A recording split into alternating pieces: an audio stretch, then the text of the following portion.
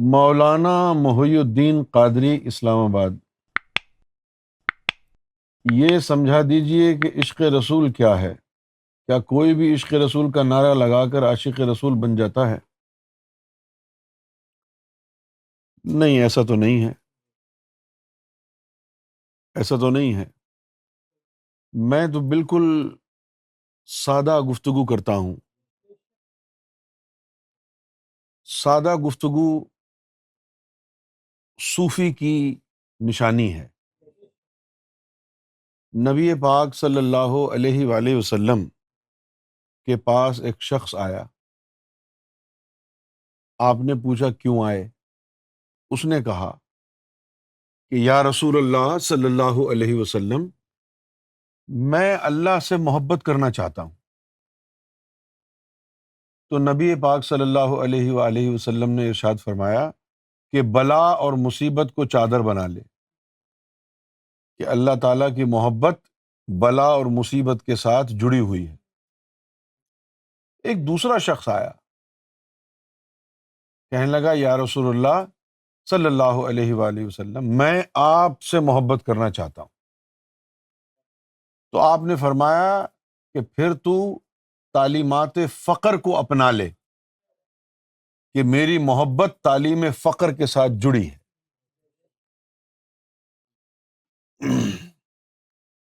اب لوگ عشق رسول کی جو بھی تعریف کریں وہ ان کے اپنے اٹکل پچو سے ہے۔ میرا ایمان یہ ہے کہ عشق رسول کا طریقہ صحیح وہ ہوگا جو رسول اللہ صلی اللہ علیہ وسلم نے بتایا ہے، جو قرآن نے بتایا ہے۔ کیونکہ ہمیں کسی بھی طور پر یہ نہیں بھولنا چاہیے کہ عشق رسول کی دو حیثیتیں ہیں۔ ایک حیثیت تو یہ ہے کہ حضور صلی اللہ علیہ وسلم سے انفرادی حیثیت میں عشق ہو جائے،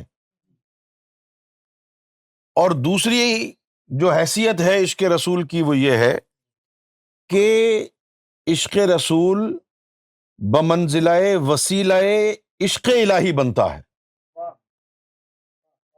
جیسا کہ ایک حدیث شریف میں آیا، لا یؤمن احدکم حتی اکون احب الیہ من والدہ وولدہ والناس اجمعین، کہ تم میں سے ایک شخص بھی اس وقت تک مومن نہیں بن سکتا کہ جب تک وہ مجھ محمد صلی اللہ علیہ وسلم سے اپنے والدین سے زیادہ، اپنے جان سے زیادہ، تمام انسانیت سے زیادہ محبت نہ کرے تو مومن نہیں بن سکتا۔ تو ایک تو یہ شرط ہے محبت رسول مومن بننے کے لیے، ایک تو شرط ہے لا یؤمن احدکم حتی اکون احب الیہ من والدہ وولدہ والناس اجمعین فی نفسی۔ تو مومن بننے کے راستے پر چلتے ہوئے آپ نہ چاہتے ہوئے بھی محبت رسول اختیار کرنا ہوگی۔ اگر محبت رسول آپ کی منزل نہ بھی ہو تو حصول ایمان کے لیے محبت رسول جو ہے وہ وسیلہ ہے اللہ کی محبت حاصل کرنے کے لیے، ایمان حاصل کرنے کے لیے، مومن بننے کے لیے۔ اور پھر قرآن سے آپ دیکھیں قرآن کیا کہتا ہے۔ پہلے تو آپ شریعت کو سمجھ لیں کہ شریعت کیا ہے۔ شریعت کے 4 جز ہیں، جس طرح میں نے بتایا نا کہ طریقت کے 4 جز ہیں، شریعت کے بھی 4 جز ہیں۔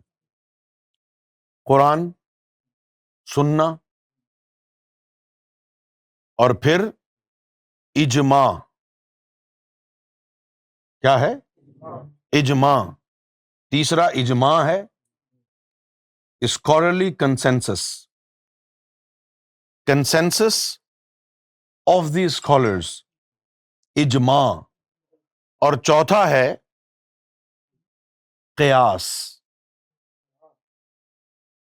چوتھا ہے قیاس یعنی دی analogy of the sacred law. یہ چار ہیں. اب قرآن مجید جو ہے وہ سب سے پہلے نمبر پر ہے جو شریعت کی وضاحت کرے گا. قرآن. اور قرآن کیا کہتا ہے؟ قرآن کہتا ہے قل ان کنتم تحبون اللہ فاتبعونی. جو اللہ سے محبت کرنے والے ہیں ان کو کہہ دو کہ میری اتباع کرو. ایک تو ہوتا ہے ڈو ایز آئی سے، کہیے ڈو ایز آئی سے اطاعت ہے، اور ڈو ایز آئی ڈو اتباع ہے. ڈو ایز آئی سے یہ اطاعت ہے، اور ڈو ایز آئی ڈو یہ اتباع ہے. ہاں تو اب یہاں کیا ہے؟ فاتبعونی، تو پھر میری اتباع کرو. ہاں اب اتباع کو انگریزی میں کیا کہتے ہیں؟ بڑا عجیب و غریب لفظ ہے، مجھے پسند نہیں ہے ذاتی طور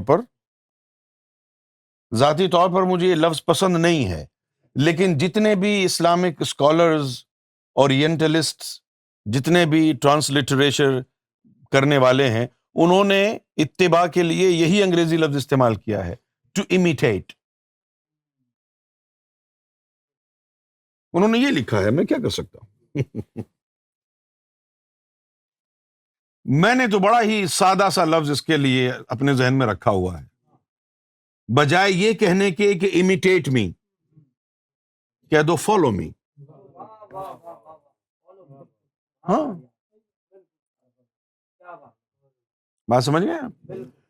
اچھا اب شریعت کے جو 4 جز ہیں، پہلا جز کیا ہے؟ قرآن. قرآن کیا کہتا ہے؟ فاتبعونی یحببکم اللہ. میری اتباع کرو، نتیجے کے طور پر اللہ خود تم سے محبت کرے گا. تو شریعت کا پہلا جز قرآن کہتا ہے کہ میری اتباع کرو تو نتیجے میں اللہ محبت کرے گا. شریعت کا دوسرا جز سننا، لا یؤمن احدکم حتی اکون احب الیہ. مومن نہیں بن سکتے جب تک مجھ سے محبت سب سے زیادہ نہ کرو. ٹھیک ہے نا؟ اجماع محمد رسول اللہ صلی اللہ علیہ وآلہ وسلم کی اطاعت اللہ کی اطاعت ہے. قیاس. قیاس کیا کہتا ہے؟ حضور صلی اللہ علیہ وسلم کی محبت ایمان کی نشانی ہے. یہ شریعت کے چاروں جز حضور کی محبت کی طرف اشارہ کر رہے ہیں. شوق تیرا اگر نہ ہو میری نماز کا امام، میرے قیام بھی حجاب، میرے سجود بھی حجاب، اور تیری نگاہ ناز سے دونوں مراد پا گئے، عقل غیاب جستجو عشق حضور اضطراب. لوح بھی تو قلم بھی تو تیرا وجود الکتاب، گنبد آبگینہ رنگ تیرے محیط میں حباب. اب عشق رسول ملے گا کیسے؟ جس طرح سرکار فرماتے ہیں کہ بھئی لوگ صرف بتاتے ہیں نا دوائی کا، دوائی دیتے تو نہیں ہے نا. سب یہی کہتے ہیں نا کہ عشق رسول کرو، عشق اللہ کرو. وہ ہوگا کیسے یہ بھی تو بتاؤ. اب بہت سے لوگ تو یہ کہتے ہیں کہ بھئی سنتیں اپنا لو، محبوب جیسی صورت بنا لو. محبوب جیسی صورت بنانے سے کیسے محبت ہوگی؟ صورت بنانے سے کیسے محبت ہوگی؟ اب پھر کہتے ہیں کہ سنت. اچھا اب ہم یہ کہتے ہیں کہ اللہ تعالیٰ نے قرآن شریف میں فرمایا کہ هو الاول آخر والظاہر والباطن هو بكل شيء علیم. ٹھیک ہے نا کہ اللہ اول و آخر ہے، اللہ ظاہر میں بھی ہے، اللہ باطن میں بھی ہے. اب اللہ ظاہر میں اور باطن میں بھی ہے، حضور پاک بھی ظاہر اور باطن میں ہوں گے نا. بھئی اگر اللہ ظاہر میں بھی ہے باطن میں بھی ہے تو حضور پاک بھی ظاہر میں بھی ہوں گے باطن میں بھی ہوں گے. جب اتباع کرنی ہے تو اطاعت کا کیوں کہا، اور جو اطاعت کر رہے ہیں تو اتباع کا کیوں کہا؟ ظاہری طور پر جو کی جاتی ہے وہ اطاعت ہوتی ہے، اتباع باطنی موافقت کا نام ہے. اطاعت ظاہری موافقت کا نام ہے اور اتباع باطنی موافقت کا نام ہے. سمجھ میں آ گئی بات؟ اسی طرح حضور کے ظاہر کی بھی سنتیں ہیں اور حضور کے باطن کی بھی سنتیں ہیں نا. حضور کی ظاہر کی بھی سنت ہے. ظاہر کی سنت کیا ہے؟ جیسی حضور کی داڑھی آپ کی داڑھی ہو گئی، یہ ظاہر کی سنت ہو گئی. حضور نے جو عمل اپنے جسم مبارک سے کیا وہ عمل آپ اپنے جسم سے کریں تو وہ حضور کی ظاہری سنت ہو گئی. لیکن حضور کے باطن کی سنتیں کیا ہیں؟ وہ کون سا عالم سکھائے گا ہمیں؟ جیسے کہ ایک جگہ فرمایا قرآن شریف میں کہ یا رسول اللہ، جب آپ اپنے فرائض نبوت سے فارغ ہو جائیں، دن بھر تبلیغ کرتے رہتے ہیں، توحید کے بارے میں، اسلام کے بارے میں کفار مکہ کو بتاتے رہتے ہیں، منصب نبوت پر سارا دن مصروف رہتے ہیں. جب سارا دن تبلیغ کے کاموں میں مصروف رہ کر شام ہو جائے اور آپ اپنے یہ جو ذمہ داریاں ہیں نبوت کی ان سے شام تک فارغ ہو جائیں تو اپنا سارا دھیان اپنے رب کی طرف کیا کیجئے، یعنی مراقبے کی تعلیم دی. اب چپ کر کے بیٹھنا یہ سنت ہوگا؟ مراقبہ کیا؟ مراقبہ جو ہو رہا ہے وَإِلَىٰ رَبِّكَ فَارْغَب، وَإِلَىٰ رَبِّكَ فَارْغَب، ٹھیک ہے نا؟ تو اب وہ مراقبے میں دھیان دے کے بیٹھ گئے تو سنت کیا ہوا پھر؟ صرف آنکھیں بند کر کے بیٹھنا سنت ہوا یا جو اندرونی ایکٹیویٹی ہے وہ سنت ہے؟ اندرونی ایکٹیویٹی کیا ہے؟ کہ حضور کی روحیں نکل کے اللہ کے پاس چلی جائیں، صحیح ہے نا؟ تو وہ جو حضور صلی اللہ علیہ وسلم کے باطن کی سنتیں ہیں ان سنتوں کو اپنانا ہوگا. اب حضور صلی اللہ علیہ وسلم کی باطنی عبادت کیا ہے؟ ظاہری عبادت تو یہی نمازیں ہیں، ان کی جو باطنی عبادت ہے وہ ہے فقر. ان کی جو باطنی عبادت ہے وہ فقر ہے. فقر کیا ہے؟ کہ اپنے قلب و قالب سے کلی طور پر غیر اللہ کا اخراج کر دینا، اپنے قلب و قالب سے کلی طور پر غیر اللہ کا اخراج ہو جائے اور قلب و قالب میں اول تا آخر، سر تا پا اللہ کا نور آ جائے، یہ فقر ہو جائے گا. ٹھیک ہے نا؟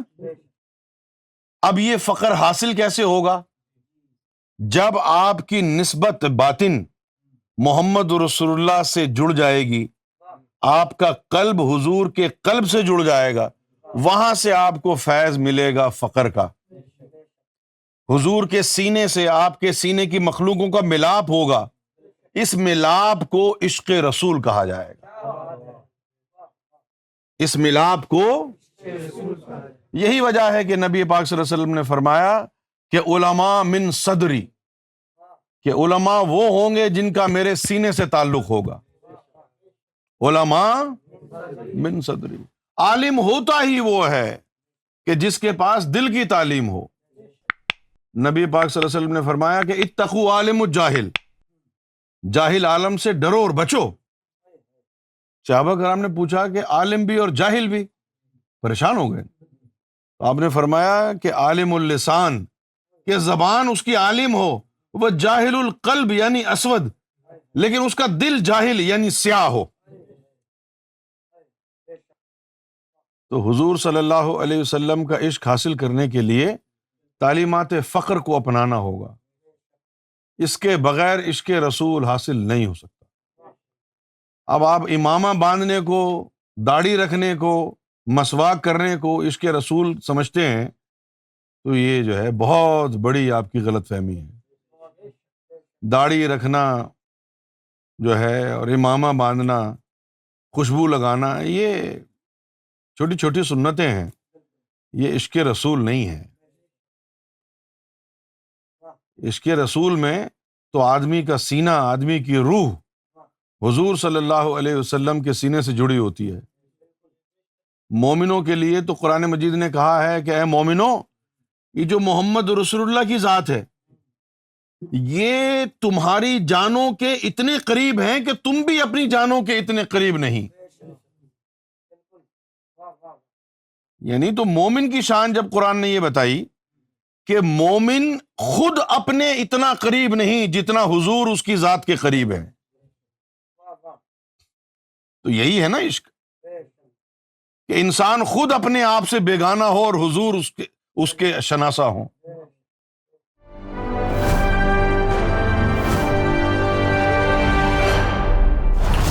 TV, bringing light, love, and peace in your life.